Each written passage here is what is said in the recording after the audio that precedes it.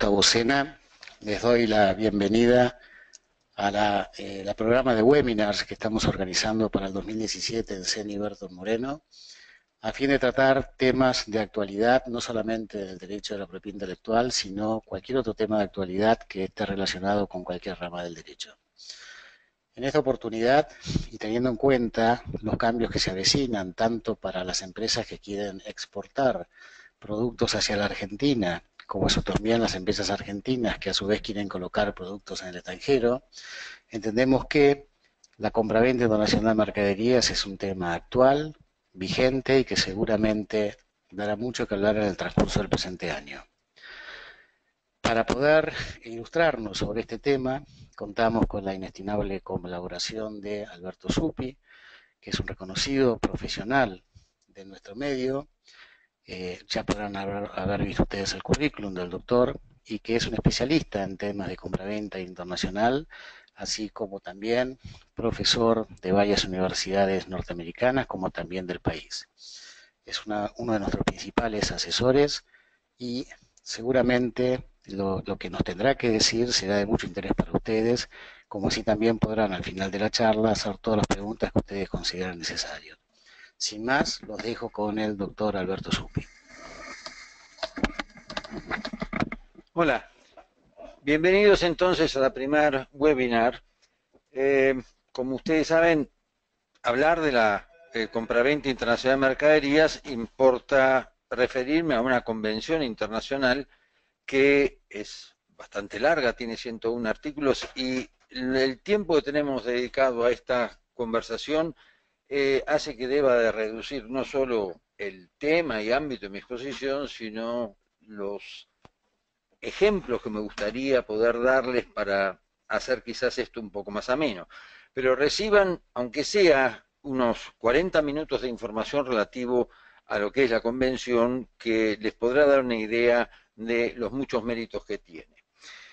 Como ustedes saben, la idea del comercio internacional significa tratar de acercar las partes que se encuentran en una relación entre ausentes para hacerlo lo más parecido a lo que pueda ser una compraventa doméstica. Para poder hacer esto, lo que es la Lex Mercatoria ha elaborado 3 pilares en los cuales podríamos decir se encuentra apoyado este comercio internacional. El primero es el tema al cual nos vamos a referir hoy, que es la existencia de un derecho unificado. Esa es la Convención de Viena de 1980 de compraventa internacional de mercaderías, que la abreviamos con la sigla inglesa CISC. El segundo pilar lo podemos encontrar en la producción que hace la Cámara de Comercio Internacional cada 10 años sobre los Incoterms, la abreviatura de International Commercial Terms, que determina de manera clara, rotunda y sobre todo clara para las partes, la total seguridad de los costos que van a pagar y también el momento en el cual se traspasa el riesgo de las mercaderías adquiridas. Por fin, el tercer pilar lo tenemos que encontrar en las modalidades por las cuales un vendedor se puede asegurar que su comprador extranjero, al que no conoce, va a pagarle por la mercadería que ha adquirido.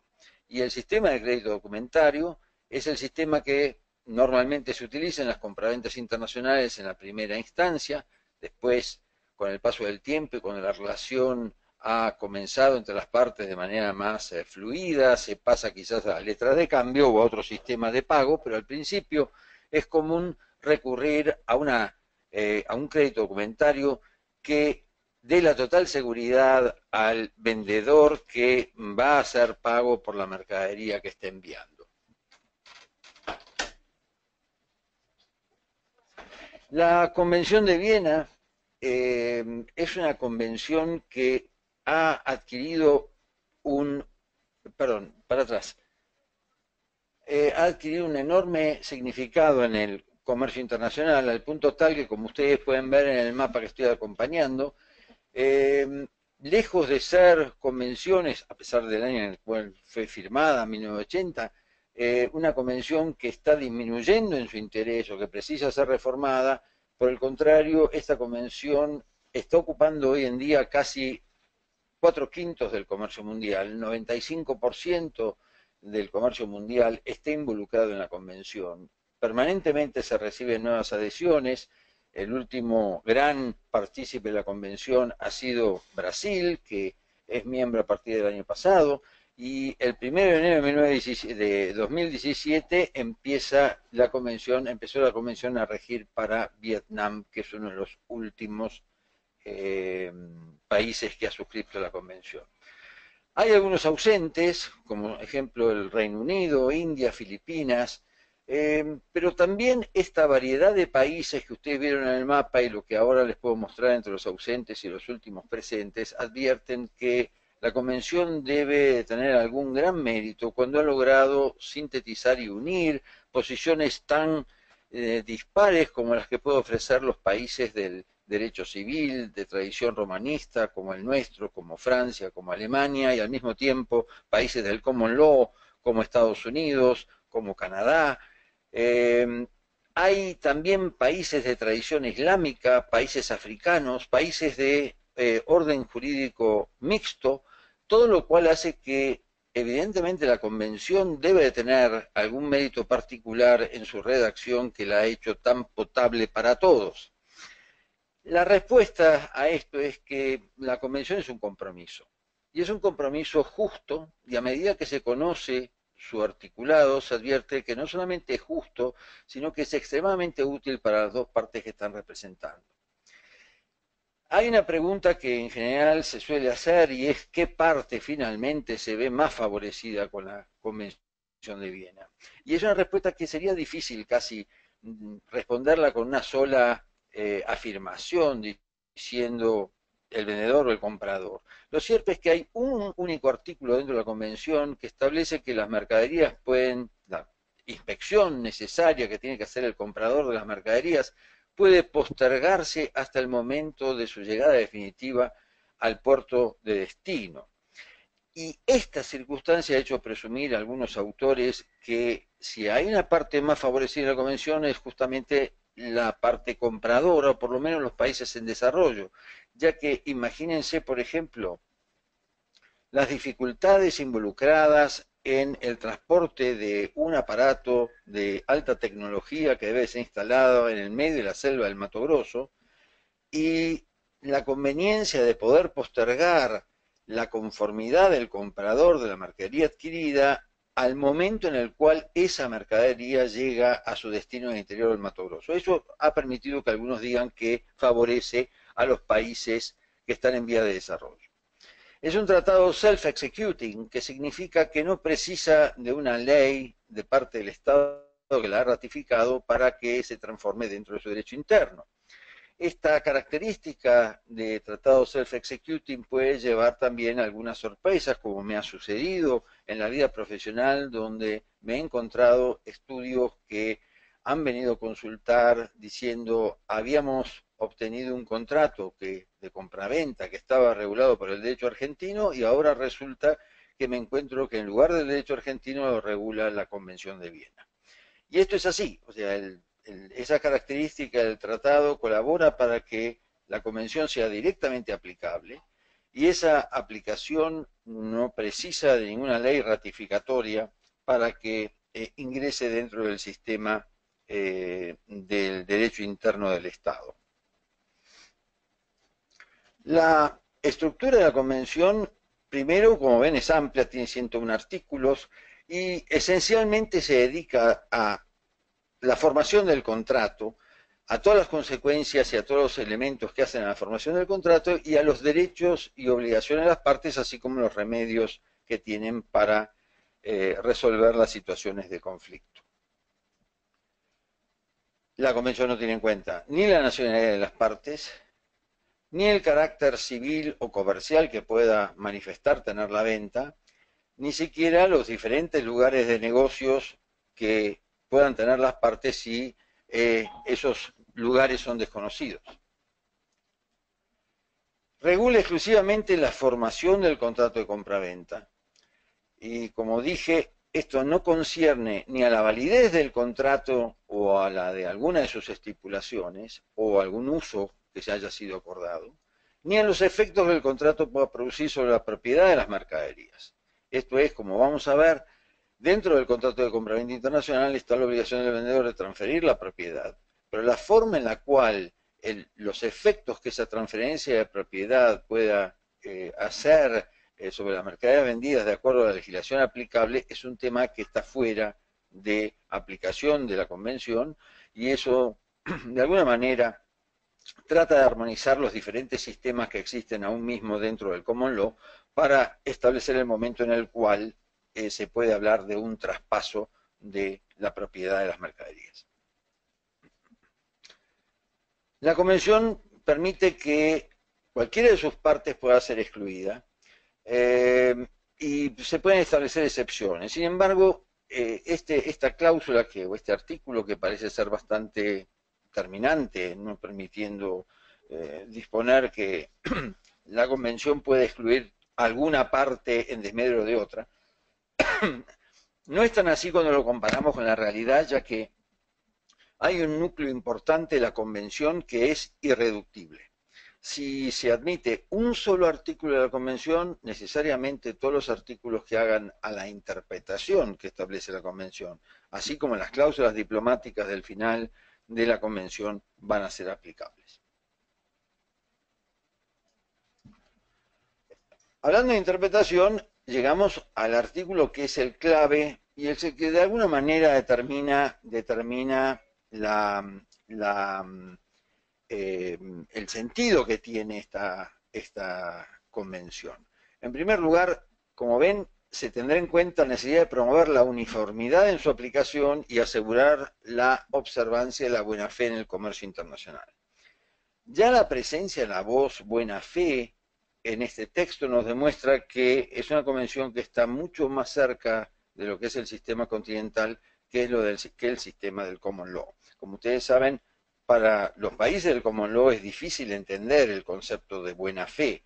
Inclusive hay alguna jurisprudencia británica que dice que se trata del opuesto a la mala fe, pero sin ir y precisar en un concepto que para nosotros en cambio nos resulta muy claro.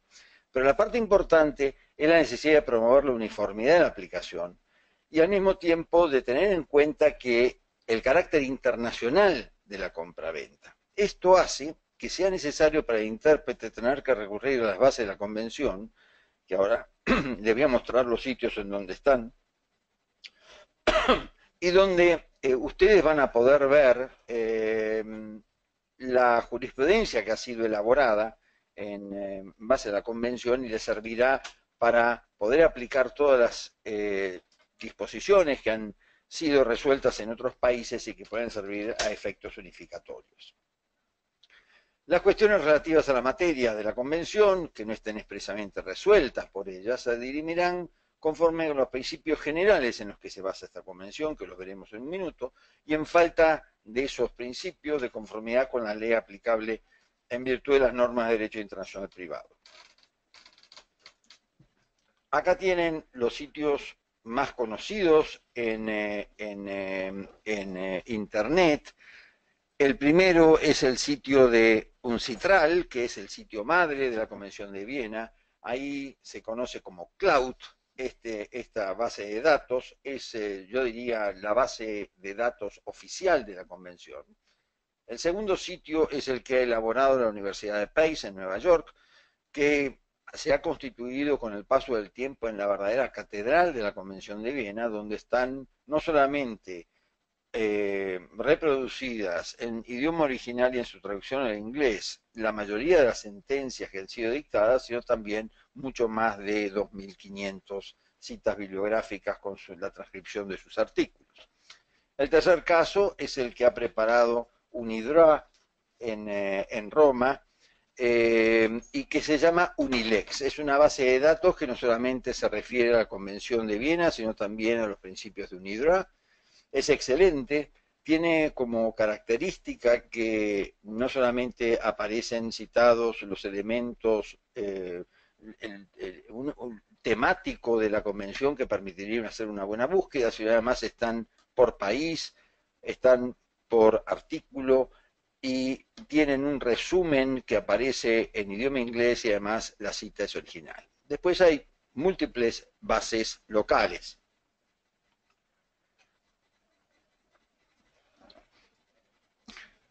Los principios en los que se basa la Convención de Viena, que les anticipé que son los que sirven para llenar los huecos y las lagunas de la Convención, son aquellos que se deducen de su texto, no aparecen enunciados en un artículo, pero ustedes pueden advertir, por ejemplo, el principio de la razonabilidad, que es la idea de la existencia del hombre razonable, el buen padre de familia, el hombre de negocios razonable, que aparece permanentemente citado en la Convención como una forma de resolver conflictos.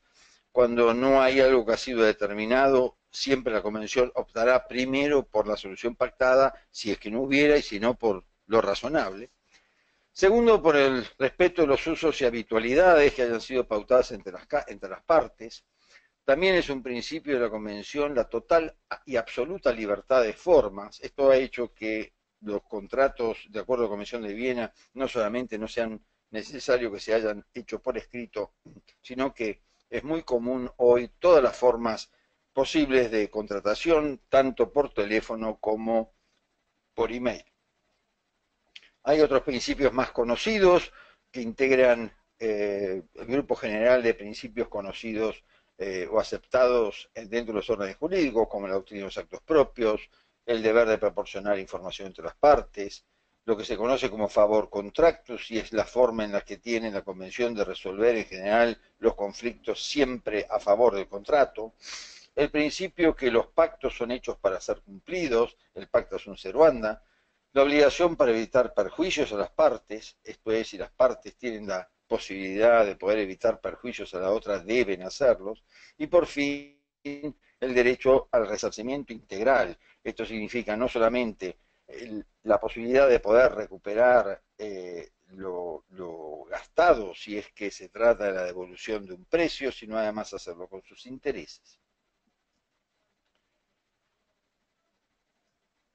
El artículo 2 establece que la Convención no se aplicará a determinado tipo de compraventas, de los cuales han sido algunas pautadas por pura lógica y otras por acuerdo entre los convencionales. La primera son, no se pauta para el uso, para el consumo propio, para el uso personal, salvo que la otra parte no lo sepa, en cuyo caso la Convención se aplica. No se aplica en caso de subastas, no se aplica en ventas judiciales, tampoco se aplica para el caso de valores mobiliarios, para títulos o efectos de comercio y dinero.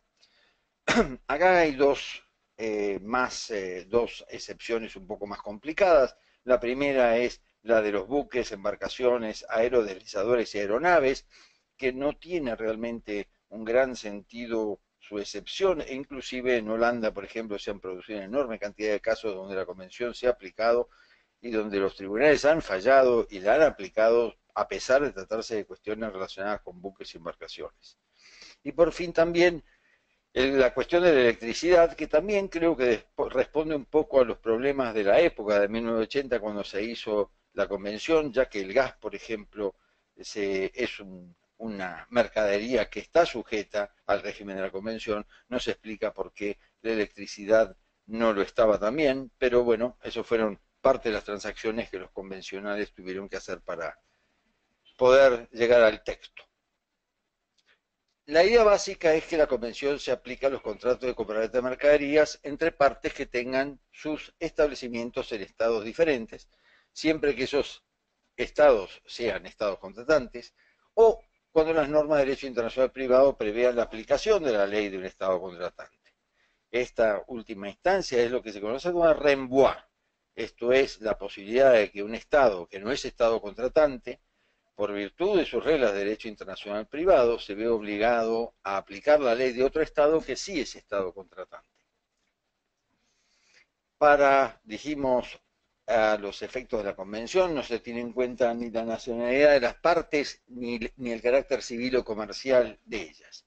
Uno de los puntos que también ha sido importante en la discusión entre los convencionales ha sido la distinción entre compraventa y locación de obra, y si ustedes están o han trabajado en algunos contratos internacionales relacionados con compraventa, sabrán lo fácil que resulta a veces disfrazar una compraventa como locación de obra. Aquí, en el caso concreto de la foto que está en la diapositiva, vemos dos motores de locomotora diésel, un caso en particular que alguna vez me tocó trabajar, en donde era necesario que no fuera compraventa y fuera locación de obra, y con modificaciones que se le hicieron exteriores al motor, se obtuvo la calificación como locación y pudo ingresar dentro de la licitación para lo cual se había hecho. La convención no se aplica a la convención de obra, por eso es que se consideran compraventas los contratos de suministro de mercaderías que hayan de ser manufacturadas o producidas, pero que la parte que los encarga no asume la obligación de proporcionar la parte sustancial de los materiales, en cuyo caso sí sería convención. Las partes quedan obligadas entre ellas por cualquier uso que se hayan convenido y por cualquier práctica que se haya establecido, y salvo pacto en contrario, ese uso que las partes tenían o del que debían de haber tenido, o cualquier práctica de derecho internacional, se estimará que han hecho tácitamente aplicable el contrato. Esto es la posibilidad que establece la Convención ya en 1980 para que algunas instituciones internacionales o del comercio internacional, como el caso de los Incoterms, sean recogidos por la Convención. Dijimos que la libertad de formas es uno de los principios de la Convención, y el contrato de compraventa dice que no tendrá necesidad de ser probado ni celebrado por escrito, ni está sujeto a ningún requisito de forma, y podrá probarse inclusive por cualquier medio, como ser testigos. Esto es un golpe importante para los principios del common law, que una de las reglas de la corona o de las joyas de la corona del common law es el principio de lo que se conoce como la parole evidence rule, y que hace que la declaración de testigos no será aceptable para modificar cualquier cláusula del contrato cuando esos testimonios hayan sido anteriores o simultáneos con el contrato. Anecdóticamente, ya que muchas veces, sobre todo las nuevas generaciones, no saben lo que se trata de un telex, el slide que sigue les muestra un telex y la posibilidad de también telegrama, que era lo que se usaba en 1980. En algún momento nosotros con otro colega escribimos sobre esta cuestión y nos sentimos de avanzada por haber incluido el fax. Bueno, en la realidad es que hoy el contrato, o sea, para los efectos de la convención por escrito, también se estima un email y cualquier forma de comunicación electrónica.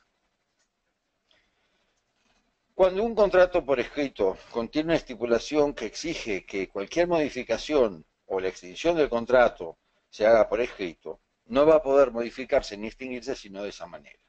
Sin embargo, por imperio de la doctrina de los actos propios, cualquiera de las partes quedará vinculado por sus propios actos y no podrá alegar la estipulación que acabo de decir en la medida en que, como sucede siempre en las situaciones de estoppel o de actos propios, la otra parte haya basado su conducta en tales actos.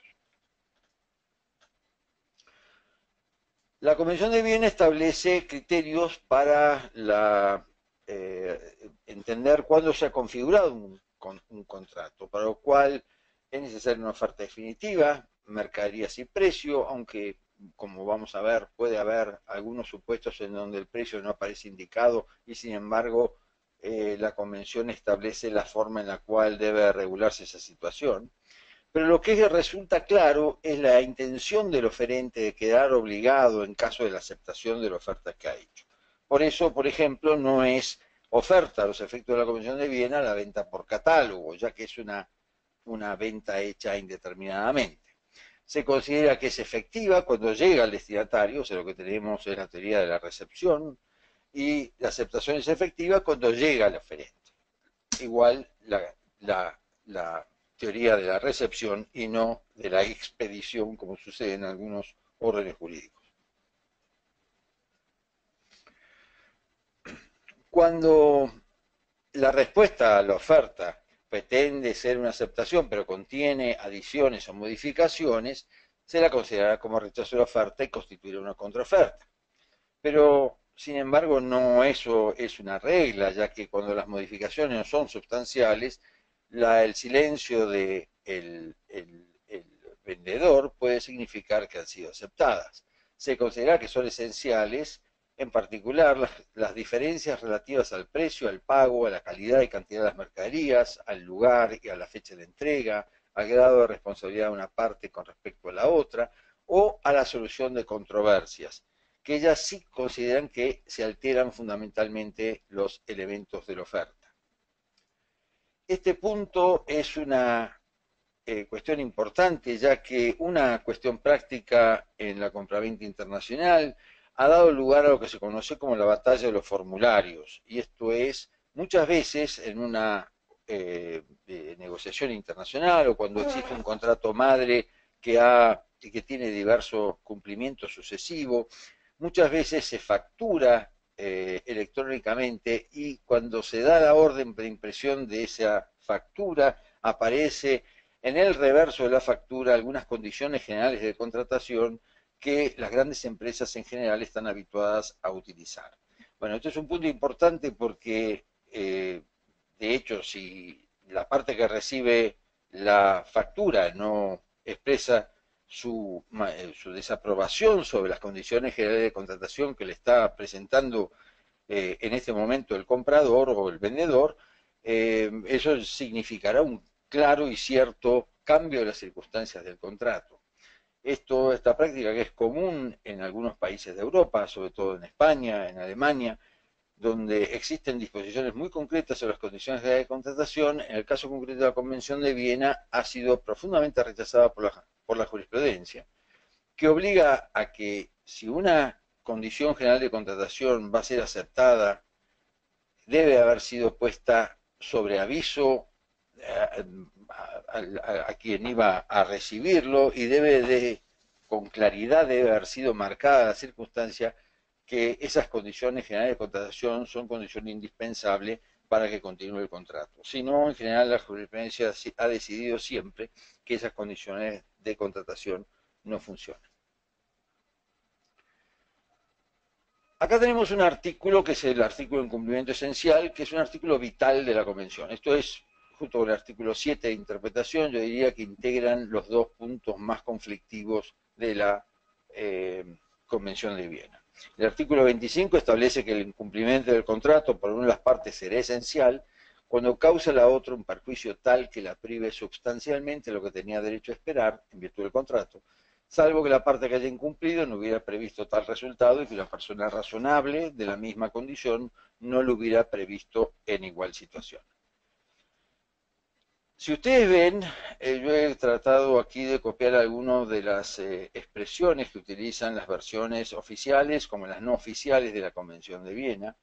En inglés, el incumplimiento esencial aparece como fundamental breach, en francés, contravención esencial, y si ustedes si miramos nada más que esos tres textos oficiales, que son idiomas de las Naciones Unidas, vemos que en francés y el español se podría haber puesto contravención esencial y hubiéramos obtenido un igual sentido, por lo menos las dos palabras hubieran sido iguales.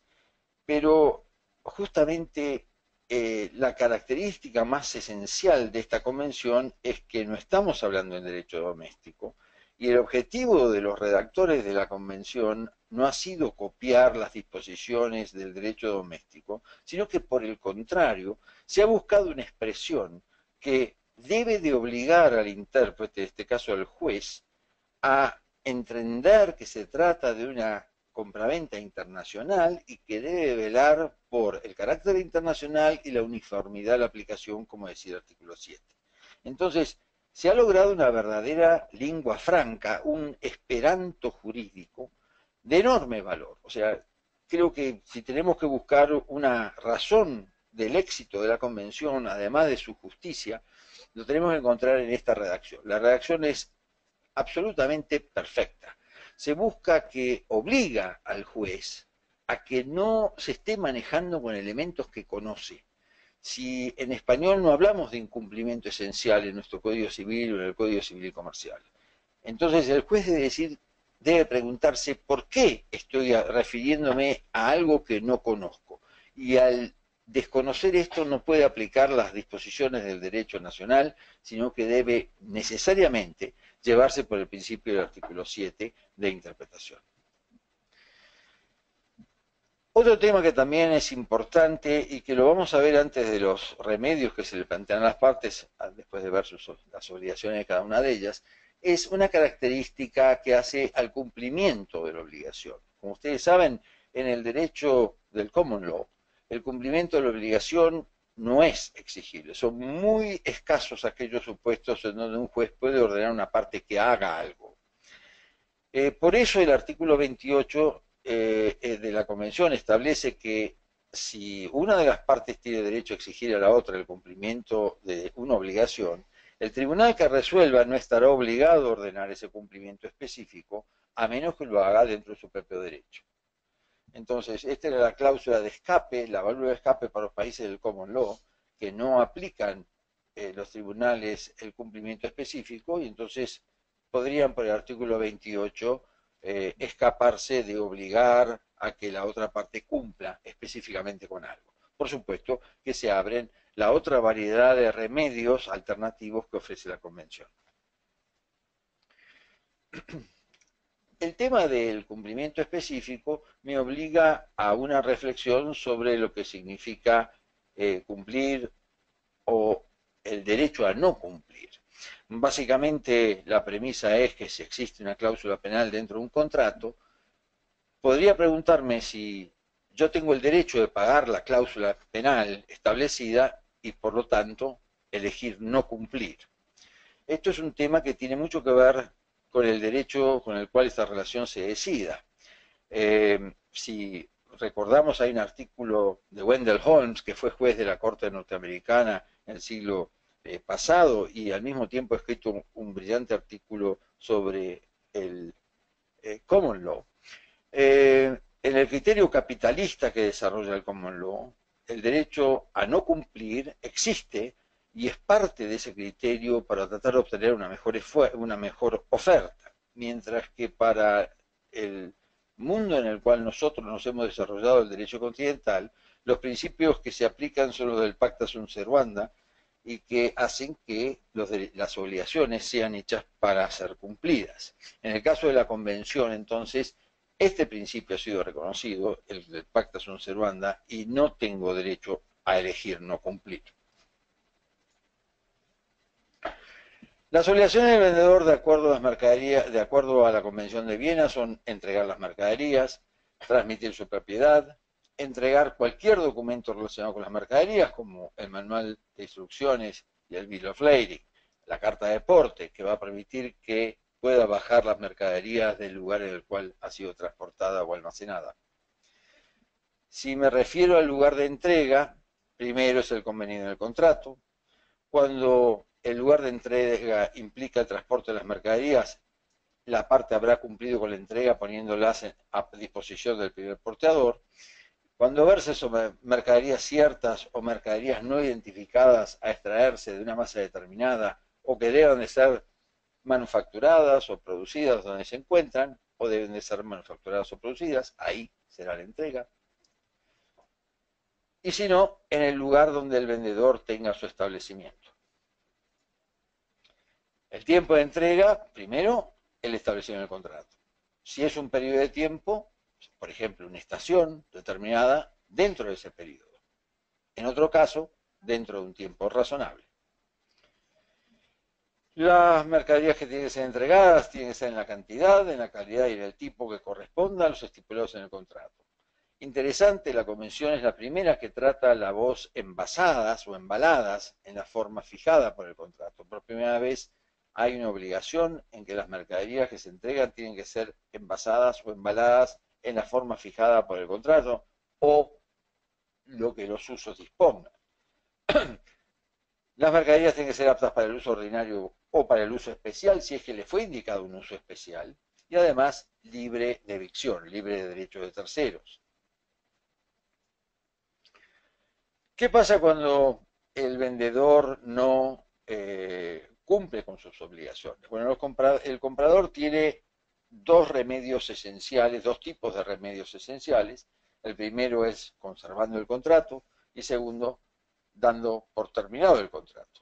Sin perjuicio diría que hay un tercer remedio intermedio, que es el de pedir daños y perjuicios, el cual puede recurrir la parte perjudicada en cualquier momento de la operación, en cualquier momento que esté ejercitando un remedio. Entonces, conservando el contrato, puede primero otorgar un plazo de gracia no de gracias, para que el vendedor cumpla con el contrato, exigir el cumplimiento de la obligación si es que, como vimos, la legislación del lugar permite que el cumplimiento específico sea resuelto de acuerdo al tribunal, pedir la reducción del precio, suspender el cumplimiento de sus propias obligaciones hasta que la otra parte pague, o, perdón, entregue las mercaderías, o cumpla o mejore las mercaderías, y también, por supuesto, los daños y perjuicios. Eso es un remedio que conserva el contrato, se puede pedir daños y perjuicios hasta que la situación contractual sea reparada. También puede terminar el contrato resolviéndolo por incumplimiento esencial. El artículo 49 es el equivalente para el comprador del artículo 25, por vencimiento del plazo de gracia que le haya sido otorgado, o en los supuestos de resolución anticipada, que es cuando el vendedor anuncia que no va a cumplir, ya sea porque se trata de un incumplimiento evidente, cuando el vendedor ha entrado en bancarrota, o por declaración expresa del vendedor. Las obligaciones del comprador: pagar el precio, que es la parte importante, diría crucial para el vendedor de objeto de la compraventa, en el modo de pago que ha sido pautado, adoptando las medidas contractuales y legales para hacer posible el pago. Esto es, que si se trata de la creación de una carta de crédito, debe de obtener que el banco le apruebe la carta de crédito. Esas son cuestiones y obligaciones adicionales que tiene que resolver el comprador.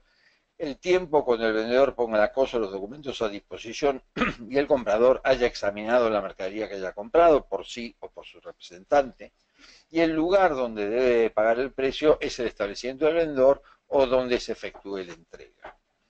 También es una obligación del comprador recibir la mercadería y examinarla. Y eso debe hacerlo en el más breve plazo posible.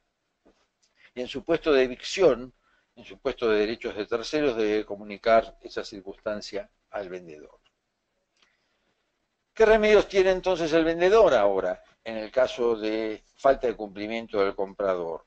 Bueno, primero, también remedios de conservación del contrato, como otorgar un plazo de gracia adicional para el cumplimiento del pago, pedir el cumplimiento específico si es que puede requerir ese criterio dentro del tribunal que ordenará esa medida al comprador, suspender su propio cumplimiento y al mismo tiempo pedir daños y perjuicios. En el caso de determinación del contrato, nos encontramos también con los mismos principios. En caso de incumplimiento esencial, puede pedir la suspensión del contrato, en caso de vencimiento del plazo de gracia o en caso de resolución anticipada, tal como la resolución ha sido pautada, igual que en el caso del comprador, esto es cuando ha caído el comprador en insolvencia o cuando el comprador ha manifestado que no cumplirá. Hay disposiciones comunes para las partes. Ambas partes pueden suspender el cumplimiento de obligación ante la falta de cumplimiento de la otra. Pueden resolver anticipadamente en el caso de que haya sido claro que la otra parte no va a poder cumplir. Tienen la obligación de conservar las mercaderías cuando por alguna razón la otra parte no ha podido cumplir con parte de su obligación, entonces debe tomar los recaudos para conservarlas. Pueden ser exonerados en el caso de determinados supuestos en donde puede invocarse una fuerza mayor que exima las partes de cumplimiento, y también el incumplimiento de la parte debido a la acción o omisión de quien la provoca. Para concluir la presentación, déjenme recordarles el supuesto de traspaso de riesgo. La Convención establece que, sea con o sin la determinación de un Incoterm, establece un régimen de traspaso de riesgo, para lo cual hay un grupo de artículos que resuelve estas cuestiones.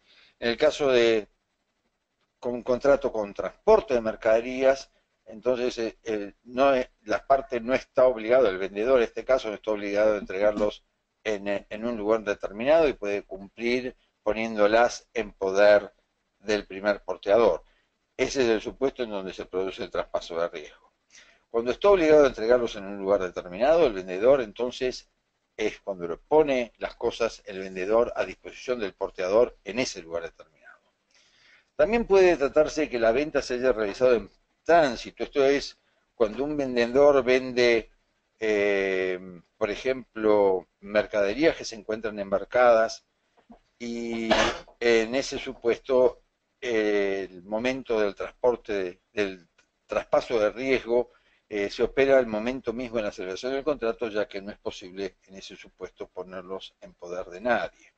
Cuando no hay transporte, son los supuestos cuando el comprador se haya hecho cargo de las mercaderías, esto es en la venta ex-work, esto es que el comprador retira las mercaderías de la fábrica o del lugar en que las puso a disposición el vendedor.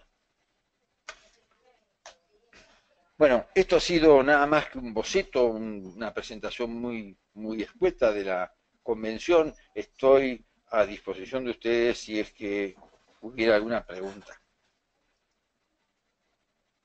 ¿Tenemos preguntas?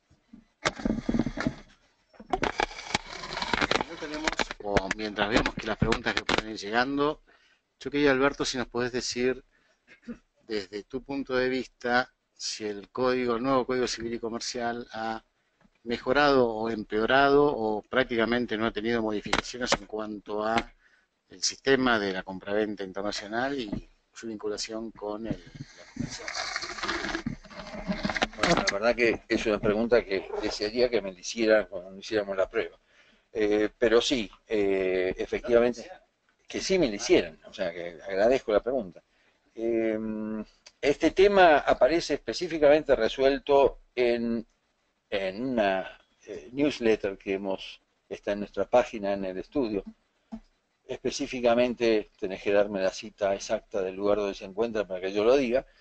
Pero básicamente hay varias cuestiones que llevan preguntas de la modificación que ha hecho el nuevo Código Civil y Comercial. No diría que se oponen, sino que por contrario ha copiado varias cosas de la Convención, pero el lenguaje que ha utilizado el código es un poco confuso. Creo que vamos a tardar un tiempo en tratar de digerir algunas expresiones nuevas que el Código Civil y Comercial ha adoptado. Por ejemplo, hace referencia a compraventas adecuadas, y lo de adecuado no sé si significa lo mismo que específicas o que perfectas, o que lo contrario, lo inadecuado significa un incumplimiento. Entonces hay que determinar de alguna forma qué es lo que el Código Civil y Comercial quiere decir.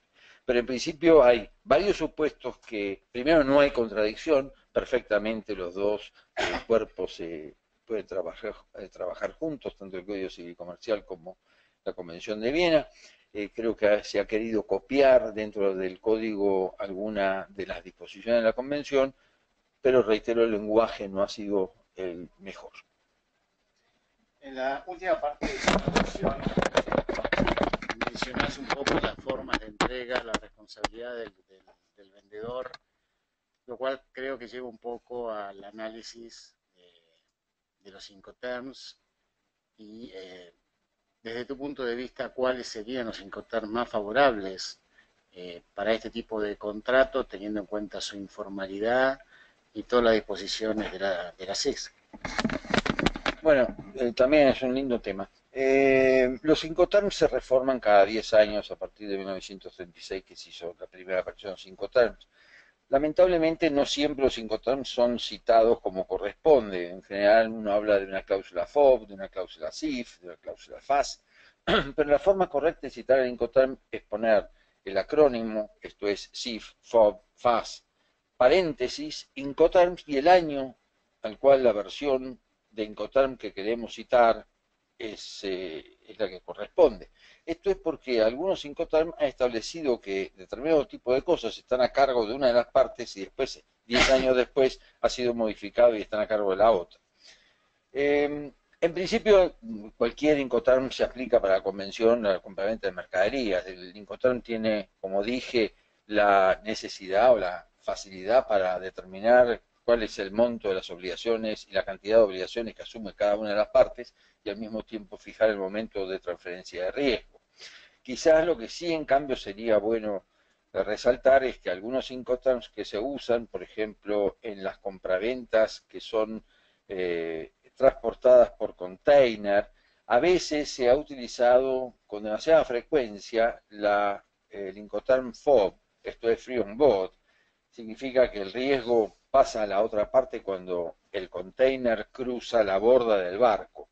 Y esto desde que se usan containers no tiene el mismo sentido que tenía antes. O sea, antes cuando la venta se estibaba en bloques, en bultos, y eso era necesario estibarlas en la bodega del buque, el Incoterm FOB era muy útil porque cruzaba la borde y era fácil de determinar cuando el riesgo pasaba de una parte a la otra.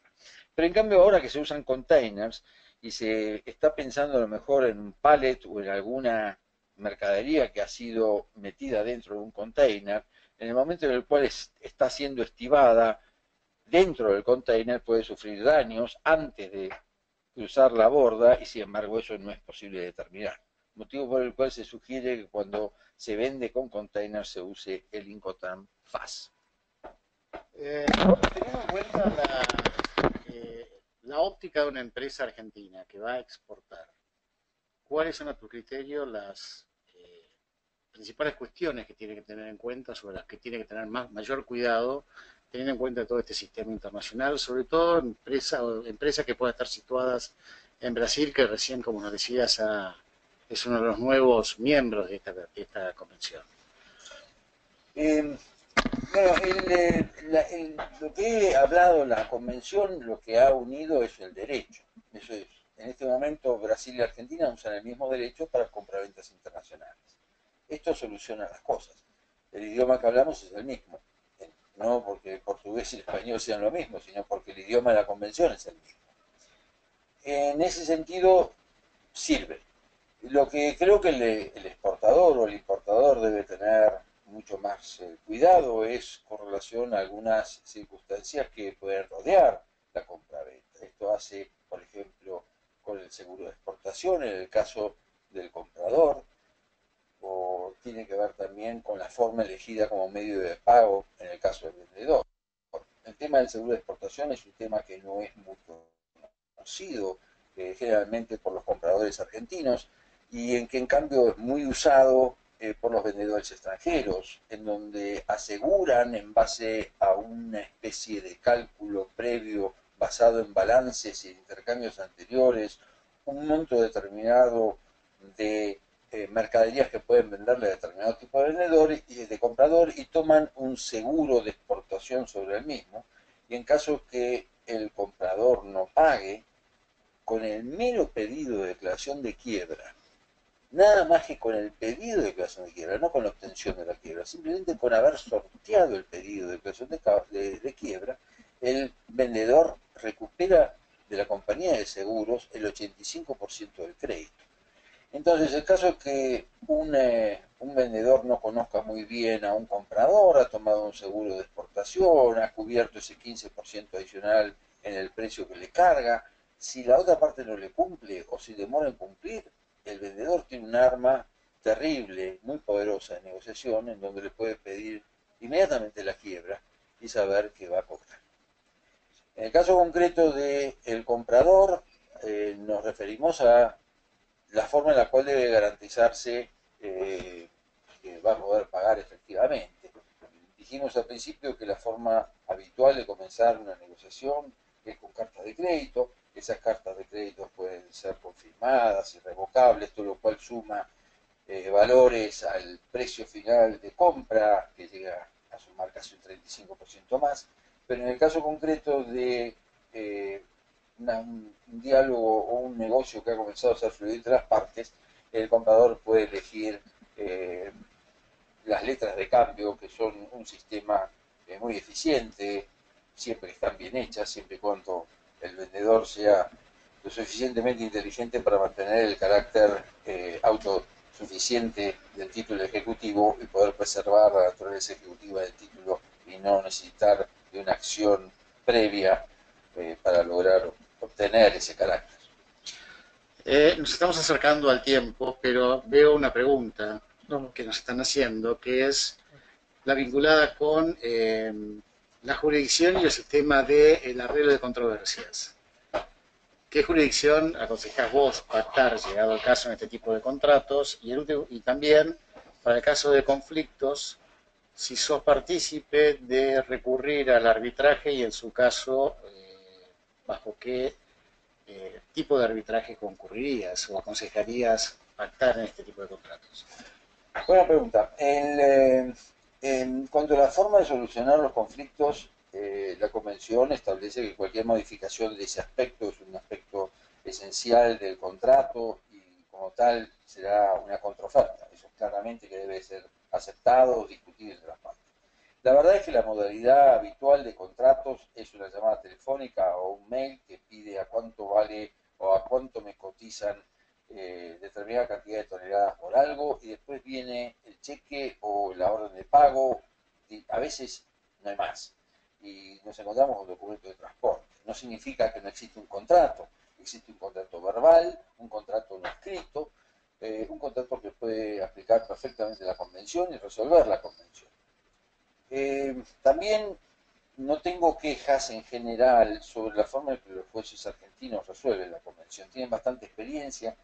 Yo tengo 46 casos documentados de decisiones argentinas sobre la Convención de Viena y de esas 46 yo diría que mucho más de los 2/3 son muy acertadas y muy apropiadas.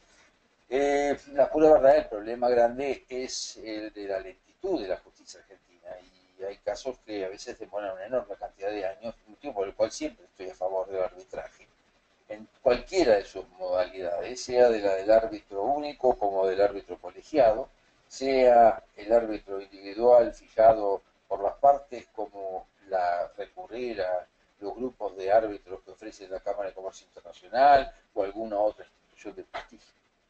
Teniendo en cuenta que tenemos con una ley común que se aplica en varios países y que en caso de no ir al arbitraje, los conflictos se deciden judicialmente. ¿Existe controversia entre los jueces de distintas jurisdicciones en la forma de tratar determinados aspectos? Esa es la primera parte de la pregunta que estoy leyendo.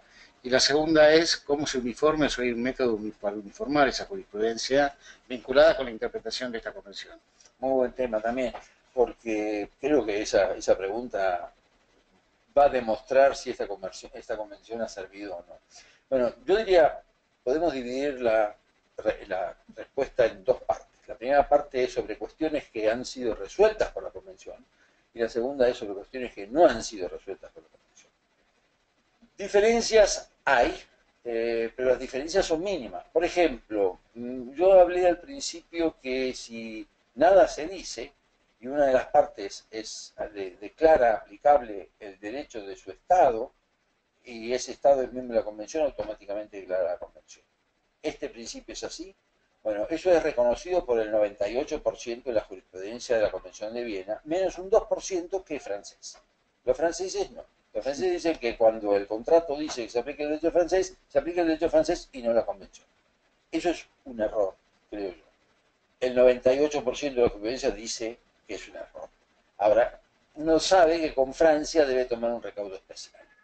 Lo mismo pasa con algunas situaciones más o menos críticas, como podría ser cuando se establece la jurisdicción de Nueva York. Si establezco la jurisdicción, el derecho de Nueva York, el derecho de Nueva York es la Convención. Ahora, supongo que atribuyo el derecho de Luisiana. Luisiana es un estado particular, porque no es el único estado en el cual no ha ratificado el artículo 2 del Código de Comercio Uniforme, que justamente se refiere a la venta y a la compraventa. Entonces, la pregunta no es tan fácil de resolver. Si yo dije aplico el derecho de Luisiana, aplico la convención, ciertamente la convención está ahí.